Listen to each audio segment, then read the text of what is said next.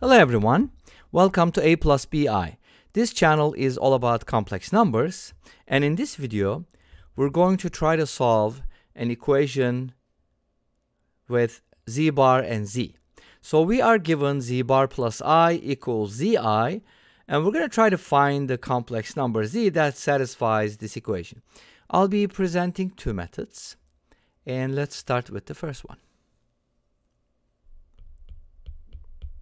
So for my first method, I'm going to go ahead and replace z with a plus bi, because that's the standard method, right? And that's also the name of the channel, z equals a plus bi. So from here we get z bar, which is the complex conjugate of z, as a minus bi. Let's go ahead and substitute everything and try to solve for a and b, because if we can find a and b, then we can find z. Okay? Z bar is a minus bi plus I equals a plus bi, which is z, multiplied by I. Let's go ahead and simplify this. Notice that on the left hand side, I can put the imaginary parts together. So kind of like factor the I out. And then on the right hand side, if you distribute I, you're going to get ai plus bi squared. But I squared is -1, so that's going to give you negative b plus ai. So it's gonna switch the places of a and b, but also negate one of the signs. That's what I does. In other words, that's gonna give it a rotation. Okay? Now from here we get two equations. Remember, when two complex numbers are equal, that means that their real parts are equal and their imaginary parts are equal. So this means a is equal to negative b and 1 minus b is equal to a. Let's see what that gives us, and then we're going to talk about it, because that's something to talk about. All right, so first equation gives us a equals negative b, which implies a plus b equals 0. Great, so we kind of get the idea, right? We are looking at a complex number whose real parts and imaginary parts add up to 0. In other words, they're opposites. Something like 5 minus 5i, negative square root of 7 plus square root of 7i, so on and so forth. Or just 0, how about that, right? The second equation gives us 1 minus b equals a. And if we put the a's and b's on the same side, because from the first equation we got a plus b, let's add b to both sides and we get a plus b equals 1. Wait a minute. We got to make a decision, right? Make up your mind. Is a plus b 0 or 1? Or is it both? Can it be both? No. A and b are real numbers, by the way, but even if they were complex, this wouldn't work. So we have a contradiction. This is problematic, which means there are no solutions. In other words, there are no complex numbers, as far as I know, I could be wrong, right, that satisfy this equation. Remember, it was a single equation, but it turns to a system. Let's go ahead and take a look at the second method, because second method, I was thinking, by the way, I didn't do this on purpose when I came up with this problem.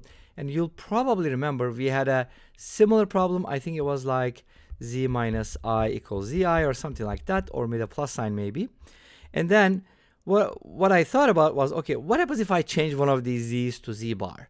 Would that work, or what kind of number we would get? I didn't even check. But when I checked, I find something interesting. Let's go ahead and take a look at the second method, and we'll hopefully be able to talk about this again. All right, so what do we have? We have z bar plus I equals zi. So if you replace z bar with z, this works perfectly, right? And go ahead and check out that video if you haven't done so yet. But anyways, here's my method. Since we can conjugate both sides, because if two complex numbers are equal, obviously then their conjugates are also equal. We can basically conjugate both sides. And let's go ahead and do it. And we're going to be using some properties of conjugacy.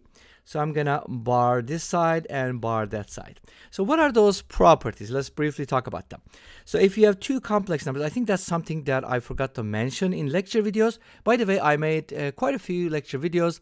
If you're new to complex numbers, or if you need a refresher, go ahead and check them out. Anyway, so z, let's say z sub 1, or I could probably use z and w here. So if you have two complex numbers like z and w and their sum, if you conjugate their sum, then you get the same thing if you conjugate them separately and add them up. So this property is really nice, isn't it? And the same thing goes for multiplication. And you can easily check them out just by replacing z with a plus bi and w with c plus di. Put it all together and you'll see that it actually works. Great. So what do you do with that information? Well, we could conjugate both sides and use these properties. So from the left-hand side, we're going to get the z bar bar. So by the way, z bar bar is just z, because if you kind of flip it twice, you're going to get the same thing, right? Changing the imaginary part. So it's going to be z bar bar plus I bar. I'm using the addition property. With the product property, it's going to be z bar times I bar. Well, what is I bar? I is 0 plus I, so its conjugate is just going to be 0 minus I, which is negative I. Great. So I bar is negative I. Let's go ahead and write that down. And now we're going to proceed. This is z, remember?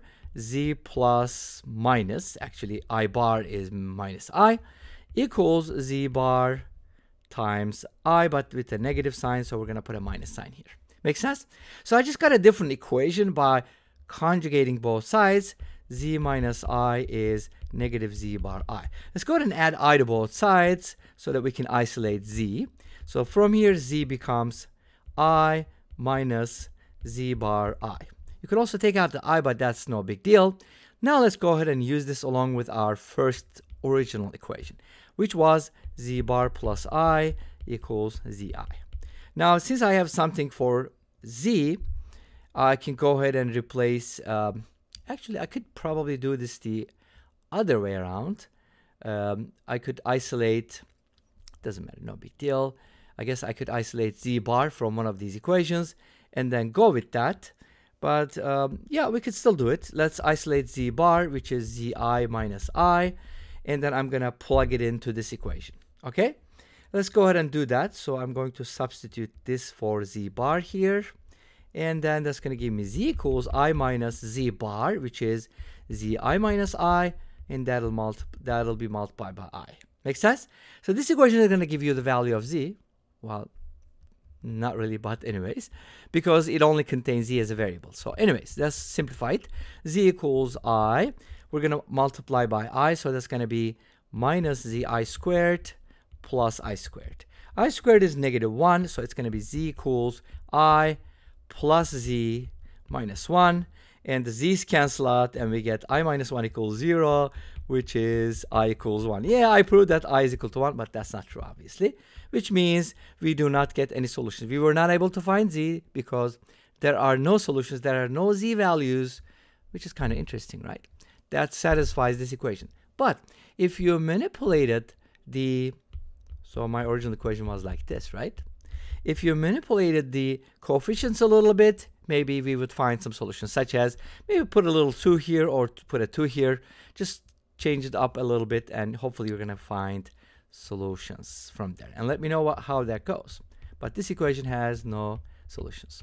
And this brings us to the end of this video. Thanks for watching. I hope you enjoyed it. Please let me know. Don't forget to comment, like, and subscribe. I'll see you next time with another video. Until then, be safe, take care, and bye-bye.